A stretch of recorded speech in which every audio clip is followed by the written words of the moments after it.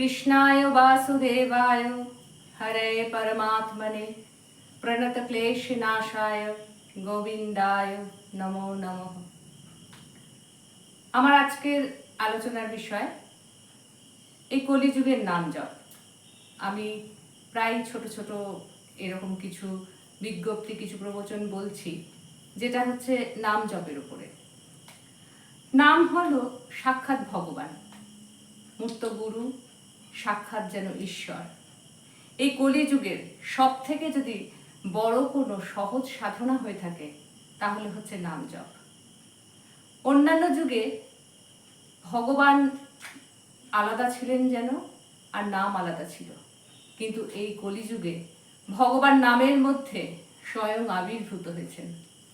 ভগবানই নাম, তাই বলা হয় নাম আর নামের মধ্যে কোনো প্রভেদ নেই। অন্যান্য যুগগুলোতে আমরা দেখেছি অনেক তপস্যা, পূজা, যজ্ঞ এসব করে ভগবানকে পাওয়া যেত বা নিজের নিজের মনস্কামনা পূর্ণ হতো।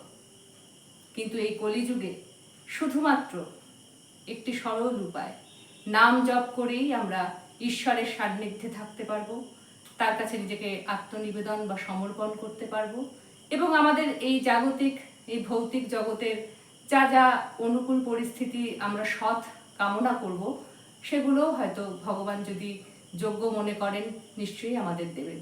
এই সব কিছুই কিন্তু কলিযুগে নামের মাধ্যমে হচ্ছে। ঋতু যদি অনুকূল থাকে তাহলে দেখবেন বীজ খুব তাড়াতাড়ি অঙ্কুরিত হয়। ঠিক সেই রকম এই কলিযুগ হচ্ছে নামের একেবারে অনুকূল ঋতু। তাই এই যুগে আমরা নাম সাধনা করে কিন্তু এগিয়ে যেতে পারি। এবারে প্রশ্ন হচ্ছে নাম জপ। কথাটা আমরা বলি নাম জপ করছি, নাম আর জপ কি তাহলে একই কথা? খুব সুন্দর একজনের আমি প্রবচন শুনেছি, সেখান থেকে শুনলাম যে না, নাম হচ্ছে স্বয়ং ভগবান, নাম হচ্ছে নামই, আর জপ হচ্ছে এই যে প্রক্রিয়াটা, এই সাধনাটা, সেটাই হচ্ছে জপ। আমরা বারবার যখন আমাদের ভগবানের বা আমাদের ইষ্ট দেবতার নাম বারবার বারবার যখন আমরা জপ করতে থাকি এবং আমাদের মনের আকুলতা, আমাদের ভাব, সেগুলো যদি খুব সুন্দরভাবে আমরা ভগবানের কাছে প্রকাশ করতে পারি, তাহলে কিন্তু আমরা খুব তাড়াতাড়ি ঈশ্বরের কৃপা পাবো। এই যে বারবার বারবার একই নাম আমরা জপ করছি, এই জপের কিন্তু খুব বড় একটা শক্তি আছে। এটা শুধু আমরা আধ্যাত্মিক জগতে যারা রয়েছি, সাধু সন্ত, তাদের মুখ থেকে শুনে বলছি শুধু তাই নয়, বিজ্ঞান, আমাদের বিজ্ঞান, এই সারা পৃথিবীতে বিজ্ঞানও এটা বুঝতে পেরেছে যে বারবার যখন আমরা এই যে একটা নাম বা একটি মন্ত্রকে বারবার উচ্চারণ করছি, সেটা আমাদের মানে মাথার মধ্যে গিয়ে এমন একটা প্রবল শক্তি বা এমন একটা কম্পন সৃষ্টি করছে, যার ফলে সেই ভাইব্রেশনের মাধ্যমে আমরা খুব সহজে শান্ত থাকতে পারছি। এই ক্ষমতা কিন্তু একমাত্র নামের মধ্যে আছে, নাম জপের মধ্যে আছে। আমরা এই যে বাহ্যিক জগৎ, আমাদের চারিদিকের এই যে অস্থিরতা, এই যে প্রতিকূল অবস্থা, নিত্যদিন আমাদের নানাভাবে সেই প্রতিকূল অবস্থার মধ্যে এগিয়ে যেতে হচ্ছে, সেখানে কিভাবে নিজেকে আমরা শান্ত রাখবো, কিভাবে আমরা নিজেকে স্থির রাখবো, তা কিন্তু একমাত্র এই কলিযুগে নাম জপ সাধন করেই আমরা করতে পারি।